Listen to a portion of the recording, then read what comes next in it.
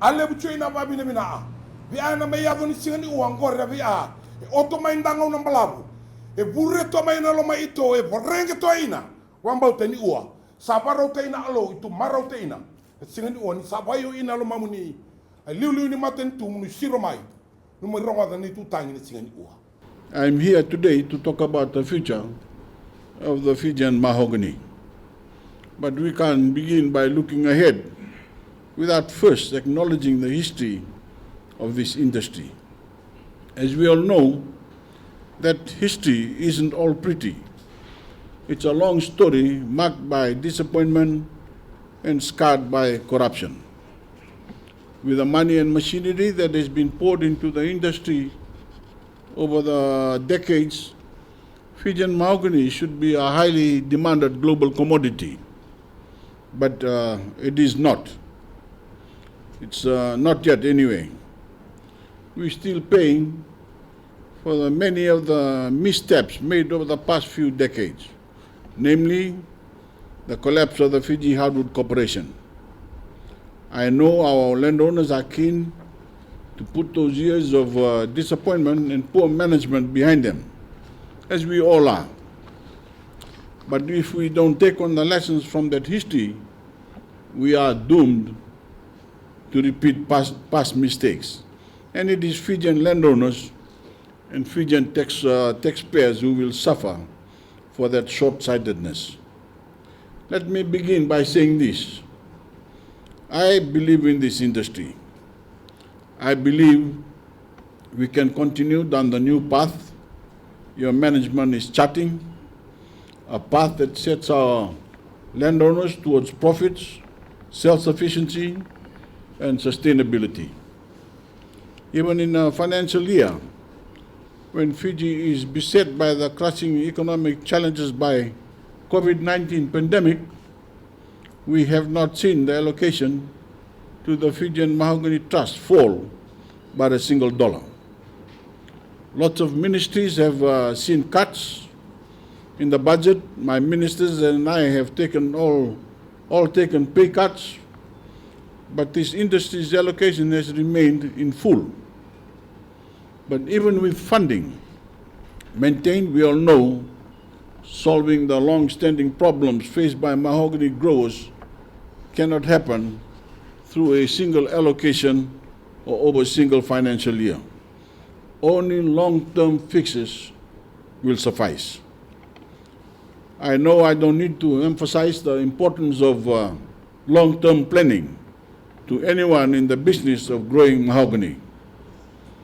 As I've said in the vernacular, it takes upwards of 25 years for a tree to reach full maturity. So we know taking a view of the long term is part of the very nature of this business. If you lack patience, if you want to rush the process and yank seedling trees out of the ground, this industry is not for you. So rather than throwing more and more money at this industry, we need to get smarter about how funds are spent, and we must take a longer-term strategic view of its prospects. If you look closely at any industry, whether it's cane, whether it's kava, whether it's coconut or even pine growing, it is obvious that the quality of the product is critical. If your quality is not widely recognized and respected, you can't grow a brand. And without a strong brand, you don't stand a chance in the global marketplace. Fiji grows high quality mahogany, but without proper accreditation, that quality doesn't guarantee our growers anything. Your market access is restricted and the price for your timber is lower. Some countries won't even purchase unaccredited hardwood at all. We need to get Fiji's plantations properly accredited, and we are committed to seeing that happen. Some preliminary works have already begun, and we plan to work with our landowners through the months that process will take to complete. The government I lead places enormous value on transparency. We value transparency because ordinary people deserve to know how their government arrives at its decisions. And we're happy to let the facts and results speak for themselves, because we are confident in the prudence of our decision making. As for this industry, the revenue and production figures are all available. You can ask my team for any specifics or any other data that you're after, and they will tell you. But transparency can't end at the doors of my office. It must extend all the way down to the grassroots, to the forestry stations across the country. The Fiji Mahogany Trust new small loan initiative is off to a promising start. Slowly but surely, you are building capacity and business acumen among landowners to seize ownership over the actual process of production, creating employment for your people and saving costs on subcontracting. But we must carefully monitor and audit those loans to ensure they are generating solid returns. We must achieve a level of transparency that shows how our funding is being used efficiently. Every dollar we spend has to have a solid impact. Grant funding can't go to functions and parties the weekend after it's been allocated. It certainly can't disappear without a trace. It must be tracked and shown to be used productively. The Fijian Mahogany Trust is instituting that level of accountability, and I commend your leadership for it. My office will follow the status of your project implementation closely, and we are keen to consider on any other innovative concrete action plans you have. But again, we are interested in proven returns. Once a model is proven, once efficiency is proven, once the cost of your operation is proven to consistently remain reasonably, then and only then will additional funding be considered. We must also get serious about sustainability.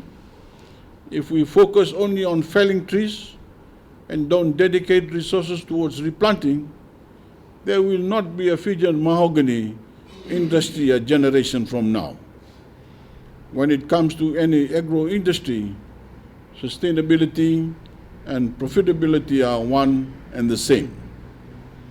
By aligning yourselves with Fiji's commitment to replanting forests, you do more than create a culture of sustainability. You help secure our planet a future, as forests are one of the great tools at our disposal to keep our air clean and keep our climate stable. I said I believe in industry. I believe in this industry, and I meant it. But that belief is grounded in realism, not fantasy. I know your journey to this point has demanded a tremendous amount of patience, and our work is still nowhere near complete. But we are on a better path. The first mahogany plantations were planted in the mid-20th century. Only decades later were the first trees harvested for commercial purpose. But prosperity for this industry and for our landowners shouldn't be decades away from today. We're taking steps now to competitively position Fijian mahogany in markets in New Zealand, Australia, and USA, whether it's building desks, building homes, musical instruments, boats, or even billiard cues. We want those products made from Fijian hardwood, particularly in the current environment where Fijian-led industries are pivotal to our economic comeback. And with the Nangangani Vosaia, it was on Fijian Mahogany Trust board. May do sa tingnan ng gubo sa lagalak kami dolo sa tingnan ng dambosi ng matani ko. Nasa volyo.